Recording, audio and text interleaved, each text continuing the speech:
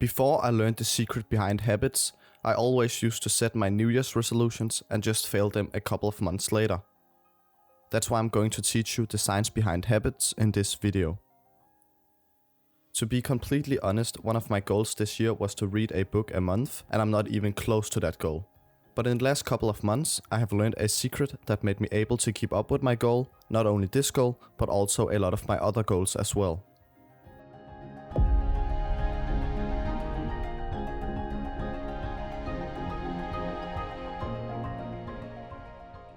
When I wrote down my goal of reading a book a month, I was already setting myself up for failure.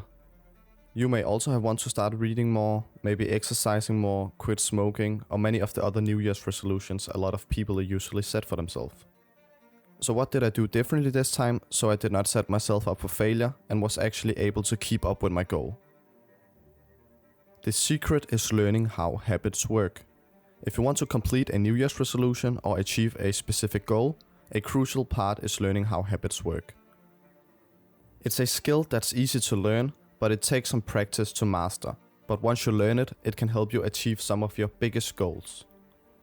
By the end of this video, you will know how habits work, how you can build them, and how you can get rid of bad habits. So once I knew I needed to learn how habits work, I set out to find what a habit actually was.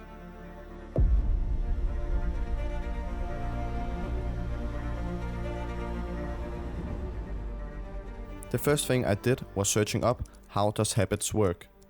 Here I came across the book that's called The Power of Habit. In the book he explains how habits work and the thing called a habit loop.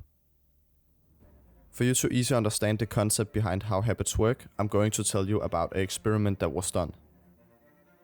A group of scientists took rats and had them go through a T-shaped maze to find a piece of chocolate. The maze was constructed so that each rat sat behind a wall that would make a click sound when they would open the gate. Then the rats would walk straight down until they could either turn left or right. What they would find out was that the rats would slowly walk and randomly choose left or right in the beginning of the experiment.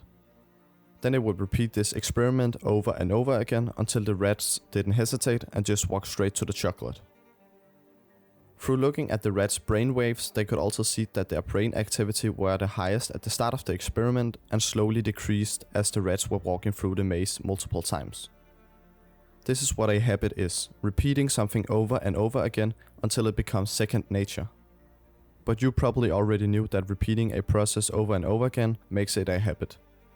But to actually become successful in reaching your goals, you need to understand the 3 things about a habit.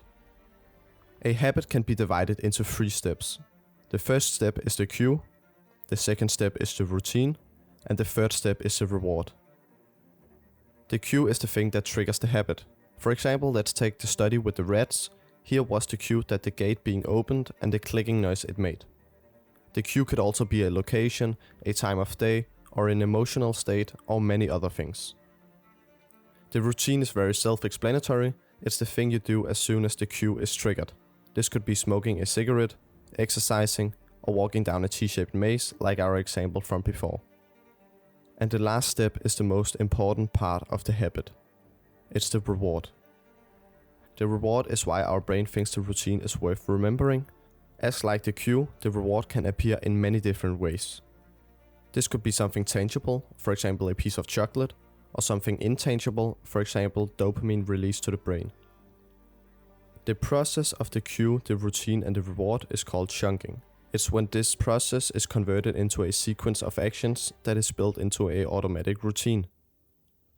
This is also called the habit loop.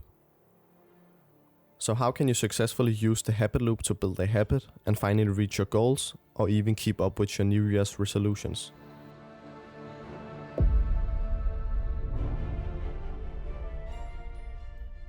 To understand how to create a habit, we first have to look at when we became aware of how habits worked. A businessman called Claude T. Hopkins was approached by an old friend with a new product. The product was a minty toothpaste. Hopkins was known in the past for creating successful campaigns and making products successful. For example, he was the person behind Shilspear and convinced women to purchase palm olive soap. he did this by knowing how the habit loop worked and how he could use it to his advantage. So how did Hopkins use this secret to make the Minty toothpaste a successful product? Hopkins' first step was to identify a cue for its daily use. He found out that the plaque that builds on the teeth during the day would make for a perfect cue.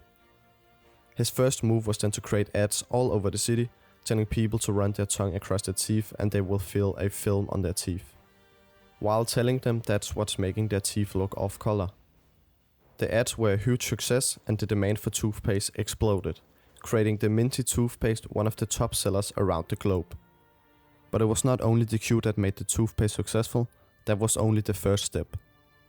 The toothpaste contained unique ingredients that others didn't have at the time. The ingredients made the toothpaste taste very minty and would make the consumer feel a tingling sensation in their mouths. So when people forgot to brush their teeth, they would miss the tingling sensation in their mouths. That's when they started to crave that cool tingling sensation and brushing their teeth became a habit. So how did I, and how can you, put this into actionable steps and be able to create the habit you want? I started by finding an obvious cue that would signal it's time to read. For me, the cue was a time of day and it was right before I went to bed. Then I wanted to find a good reward that would make me want to read. Because I read right before I went to bed, the obvious reward would be sleep.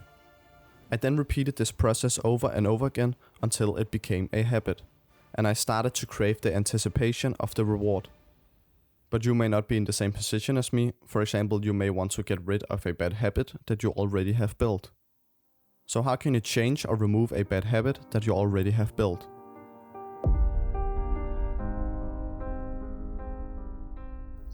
If you want to remove a habit, it can only be done by changing the habit. Because once a habit has been developed into your brain, it's very hard to remove it. The habit has become second nature. But how do you then change the habit? The golden rule when wanting to change an already existing habit is to keep the same cue and reward, but replace the routine. Let's take the habit of smoking for example. You may start to crave the head rush you get when smoking a cigarette. To change this habit, you can replace the routine for nicotine gum, caffeine, or other things that gives you the same type of reward.